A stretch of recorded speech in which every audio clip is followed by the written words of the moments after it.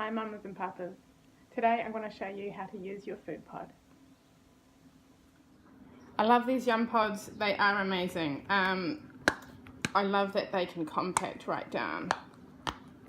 That is really cool for storing and also for ease of popping things out when frozen. With filling them up, this is like 1/4 cup.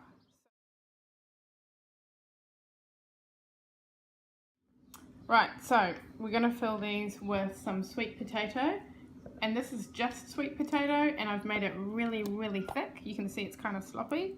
Sometimes you can pour straight if you've made a thinner mixture. For instance, you've added some water or some yogurt or some breast milk or whatever it is that you're doing.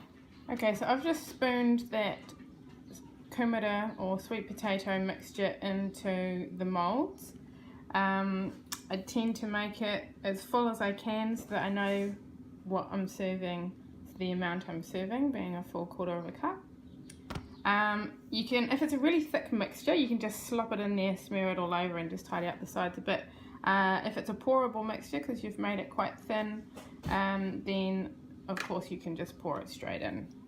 And we click the lid on there, see how it's got the small click underneath. Make sure it's clicked in all the way around. Let that cool for a bit and then pop it into the freezer. Now these will stack quite nicely because this lid on top is quite firm, and of course once they're all frozen then they'll stack very simply. So now you want to get your food out of the yum pod and into your bowl. So this one is one that's already been frozen.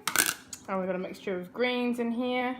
So you just want to press on the bottom and it should pop right out. If it doesn't, if you've got a really thick mixture in there, then you might want to just run the bottom of the pods under a hot tap for a few seconds and they should just pop right out. You can also leave these in the fridge and they'll defrost overnight, and then just spoon the mixture out into the bowl. And then for heating it up, you're either using a microwave, you're putting this into a pot on the stove and heating it just gently, or you're like me and I just pop this in a little measuring cup and then set it in water for a wee bit and warm it up. You don't want food to be too hot for bubs, so please be sure to test it on your lip to make sure it's a temperature that's suitable for baby.